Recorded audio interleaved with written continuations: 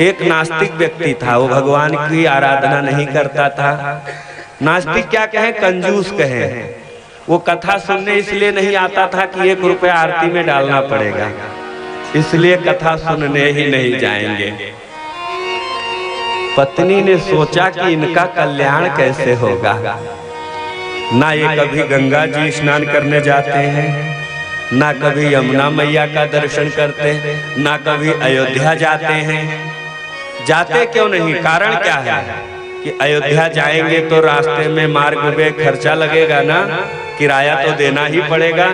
Train से जाएंगे तो ट्रेन का किराया, बस से जाएंगे तो बस का किराया, अपनी गाड़ी से जाएंगे तो पेट्रोल डीजल डलाना पड़ेगा, इसलिए जाओ ही ना, अपने घर में रहो, कोई खर्चा नहीं।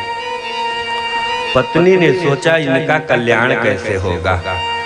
तो एक दिन पत्नी ने कहा कि ऐसा है, आप जाओ गंगा स्नान करके आओ।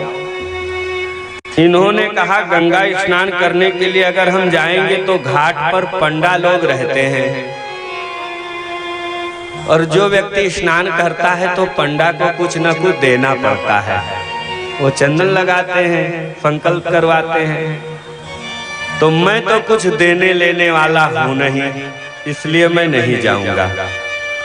पत्नी ने कहा अच्छा तुम वहां मत जाओ, कहीं दूसरी जगह स्नान कर लेना, घाट पे ना जाना। गंगा जी तो हमेशा सब जगह बहती रहती है ना, कहीं किनारे पर स्नान कर लेना। इनको बात समझ में आ गई, ये चल दिए स्नान करने के लिए। भगवान सारी लीला को देख रहे थे कि आज एक कंजूस भक्त आ रहा है स्नान करने के लिए। ये गए तो कहाँ गए, पंडा घाट पे नहीं गए, मुर्दा घाट पे पहुंच गए। वहीं गए, अपना वस्त्र निकाला, गंगा जी में प्रवेश किए, डुबकी जैसे लगाए, अंदर गए, अंदर से बाहर आए ऊपर, तो भगवान पंडा का रूप बना करके प्रकट हो गए। कहा वाह कितना सुंदर हमारे भक्त आए हैं, और आज तो ये साल 2 साल खाने पीने की व्यवस्था कर देंगे। इन्होंने कहा तुम कौन हो? भगवान ने कहा हम पंडा हैं।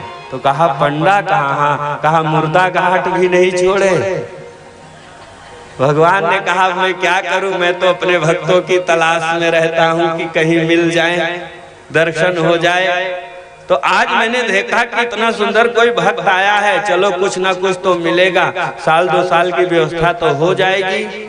इसने जब सुना साल 2 साल, 1-2 दिन वो भी नहीं, ये साल 2 साल की व्यवस्था बना रहे हैं।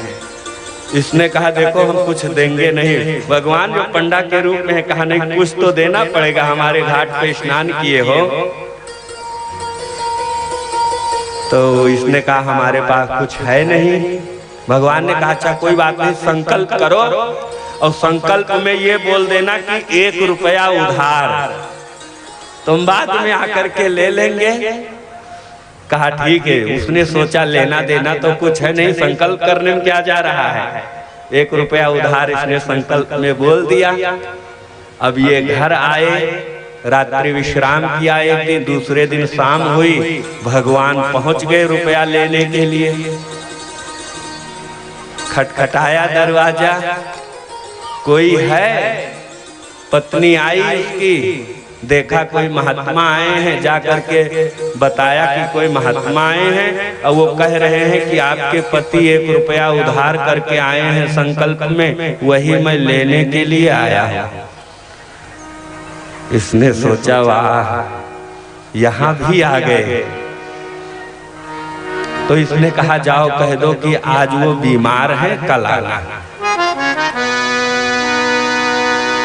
पत्नी आई, पत्नी ने कहा कि देखो आज स्वामी जी बहुत थक गए हैं, चल करके आए हैं, गंगा जी स्नान करने के लिए गए थे, आपको तो मालूम ही है।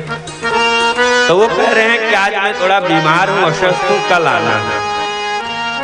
जो भगवान के रूप में पंडा आए हैं, कह रे राम राम, भक्त बीमार हो, भगवान बीमार भक्त को छोड़ के कैसे चला जाएगा, रुको मैं डॉक्टर बुला के लाता हूँ। पत्नी गई, कहा वो जो आए हैं पंडा वो गए हैं डॉक्टर बुलाने के लिए। कहा रोको रोको जल्दी, रुके। भगवान ने कहा बुलाओ, दर्शन तो कर लें। तो उसने कहा कि जाओ कह दो कि अभी संसार में ही नहीं रहे। संसार छोड़ करके चले गए। अब पत्नी कैसे कह दे, बड़ा अटपटा लग रहा था 1 रुपए के कारण कि इस प्रकार में कैसे अपने पति को बोलूं। कहा जाओ कह दो, कहने में क्या जाता है। पत्नी रोती हुई आई, बेचारी आंखों में आंसू। स्वामी जी क्या बताएं, अब जिससे आपको रुपया लेना है अब वो इस संसार में है ही नहीं, वो चले गए। भगवान ने कहा अरे राम राम, सच में चले गए? कहा हाँ चले गए। कहा आपके घर में और कोई है नहीं? तो मैं जा रहा हूँ गांव में सबको बता दे रहा हूँ कि वो चले गए, सारी व्यवस्था किया जाए। भगवान गए, गांव में सबको बताया। गांव के लोग आगे एकत्रित हो गए। ये हुआ बाहर निकाला जाए। अब इनको बाहर निकाला गया, ये अपनी श्वास को रोक लिए कि कोई जान न पावे। अब श्वास को रोक लिए। लोगों ने क्या किया, सारी व्यवस्था किया, बांधा, इनको बंध भी गए। ये श्वास रोके हुए रख लिया। वो बांस पे रखा जाता है ना, रख लिया, रख भी। अब पत्नी रोवे, ये झूठा नाटक किए हैं, छोड़ दो इनको, ये झूठा नाटक किए हैं। भगवान ने कहा जो महात्मा के रूप में है, पंडा के रूप में है, कहा आप तो कहोगी ही कि ये झूठा नाटक किए हैं, ये तो आपकी मोह माया है। क्या कहा? ये तो आपकी मोह माया है। लेकर के चल दिए। ये व्यक्ति चला भी गया, हिला डुला नहीं। गंगा जी के तट पर सुंदर चिता लगाई गई, उस पर लिटा दिया गया, लेट भी गया। अब भगवान सोचते हैं अब मैं क्या करूं, आज भक्त का पतन हो जाएगा।